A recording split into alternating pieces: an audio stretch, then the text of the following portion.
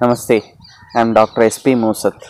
Today, as per request from our patients from other than Kerala, we are discussing about a serious matter in our, which usually we are seeing in our children, intermittent sneezing, cough and breathlessness. There is a series of things that is happening in our kids, and that will make us suffer a lot, because usually this will not end up only in sneezing. Some cases it will be having sneezing, along with that afterwards comes with cough and end up in breathlessness. Some children will be having morning more of morning sneezing. Somebody is having eye itching will be there, redness of eyes will be there, and along with nasal polyp also it will come, and in some cases there will be some kind of delusions also, because after too much of sneezing they will have somewhat heaviness in the head, and that reduced concentration in studies also will be there. So these are different presentations that our children are facing, and moreover parents are also facing. And right now in present scenario they will be going for some kind of antihistamine tablets like levocetirizine, cetirizine, etc., etc. And if it is end up in breathlessness, we will go for some inhaler. For time being, for immediate remedy, it is very good and effective also. But the thing is, we have to see the actual factor that is happening in our body. Actually, we have to divide this symptoms into two things. In the sense, the very first thing is it's a body's protective mechanism or defensive mechanism. Whenever a foreign body comes to your body, the histamine is produced in your body, and that histamine is causing the defense mechanism in our body to push it out from your body. While sneezing, your sneezing center is stimulated, and in turn it's about 150 km per hour. Your sneezing speed is 150 km per hour. So that much pressure our body is making to push it out or expel it out from your body. So that is one defense mechanism. And the second one is the hypersensitivity of your immune system. In the sense, the improper immune system causes these kind of symptoms. So these are the two. Actually the sneezing, everything is a good mechanism of our body, but if it is comes to a disease level, we have to treat it properly with increasing your immunity. That's what you have got all the videos, you will get the advice like this. But here what we are going to discuss is the basic cause for this histamine production in your body, because unless until the histamine is produced, these kind of symptoms will not come. And we have to find out the basic cause why the body is producing histamine. Two things are there.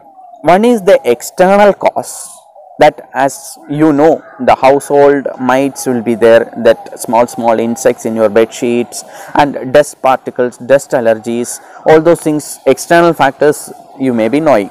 Second thing is some of the allergens or some kind of smell, some aromatic smell will cause sneezing and other allergies.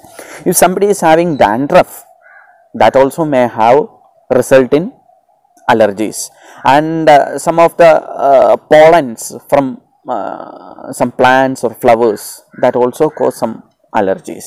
These are the external factors that all people know. They can find out what is the factors that which is causing their illness. Second thing is, so whenever these external factors comes, our body will produce histamine, which in turn cause these symptoms.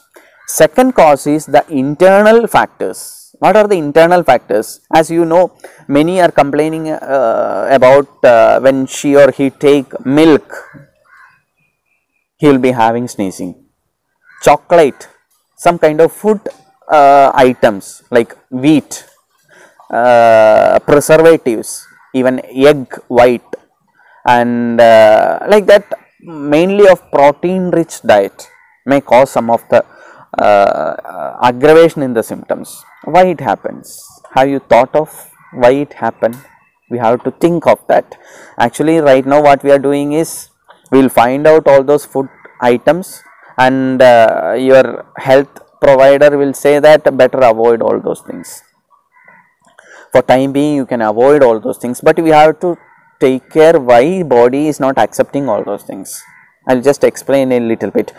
Whenever we take the milk, actually milk is having alpha S1 casein, protein in milk, and wheat is having gluten also, and more of these pulses kind of things, and nuts, cashew nuts will be having high protein.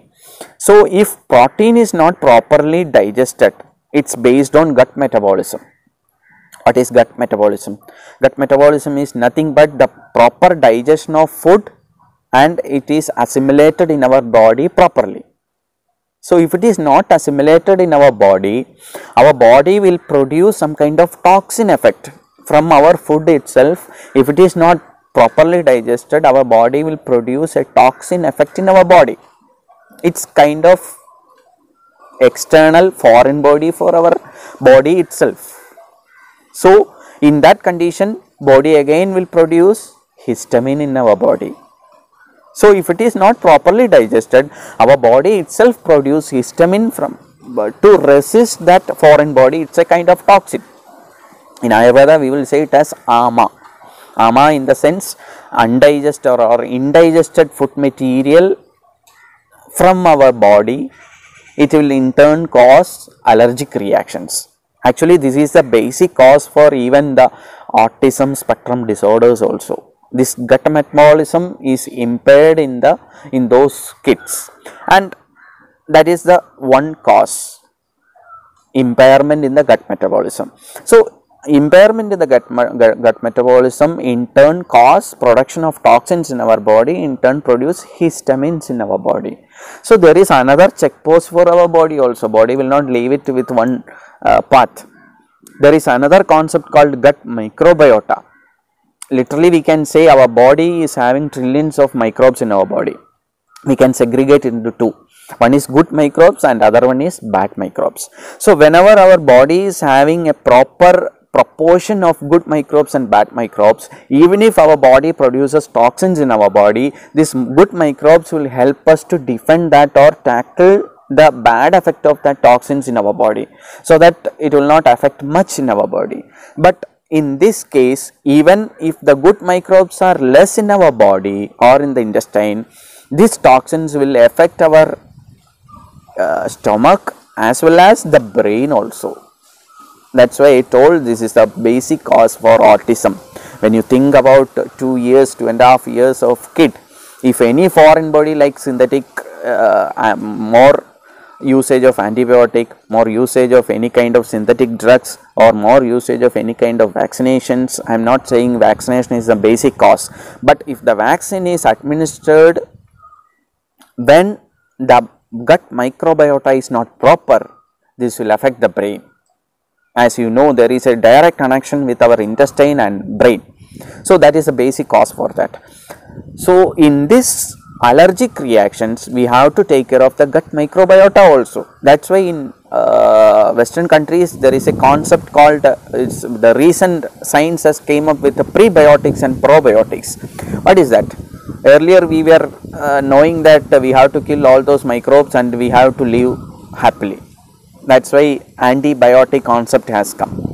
Right now we realize that we can't kill all those microbes and live happily. We have to be in rapport with that microbes, and we have to live in a rapport with the microbes. That's why prebiotics and probiotics.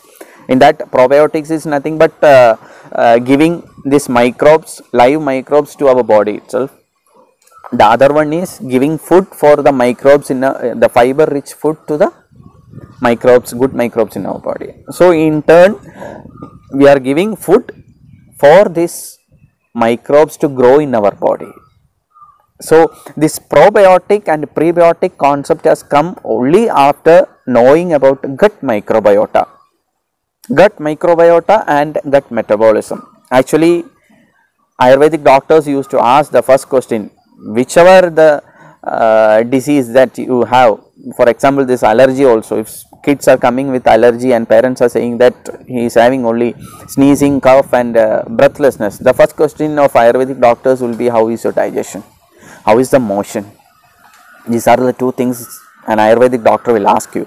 It's nothing but he was intending about your gut metabolism to treat your basic cause or root cause for your disease, not like symptomatic relief. So that parents will say that you don't want to see all those things, he is okay for that, you just give medicine for sneezing and cold. But it's impossible, as we are going to, our intention is to treat the basic cause. The symptomatic relief is not a point of matter, we have to treat the basic cause for that. So, this probiotics and prebiotics and gut metabolism is the basic treatment for this. So, along with that you can have some of the food habits like vitamin C rich food and vitamin D rich food, as well as vitamin D is available if you take a sun bath just before 8 o'clock in the morning and after 5 o'clock in the evening. If you take a sun bath, you will get enough amount of vitamin D in your body. Vitamin C, even gooseberry is having much vitamin C and this guava is having much vitamin C. The other one is avoid this milk and milk products for time being and correct the gut metabolism, then you can take all those food habits, nothing will happen. So, first you have to find out the root cause for your kids allergy and all those upper respiratory symptoms, then treat accordingly. And have some of the food which is having omega 3 also. The very first thing, you can have some cow's ghee in your diet, and second thing is some kind of fishes will be having omega 3, and this flaxseed oil is having omega 3. It's not like only with taking this omega 3, vitamin D, vitamin C you will get rid of all these symptoms. First you have to correct the gut metabolism by seeing an Ayurvedic doctor or any stream of doctors, but the intention should be treating that, not treating the symptoms. Symptoms has to be treated for an immediate effect, and for a long term effect you have to treat the basic cause. Unless until we treat the basic cause, you have to take, or you have to be in medication till your lifelong. You have to be keep aside some of the food that you may like the most. So, better think this matter, and if it is useful for you, but keep in mind and implement in your home first, share it to others also.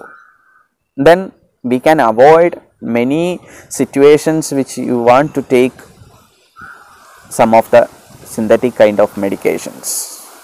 It's better to avoid all those situations. Even irrelevant medications also is harmful to the body. So, keep all these things in mind, and if any doubts you can contact me in the number and correct the basic cause for this disease, as well as other situations also we can deal with the same concept.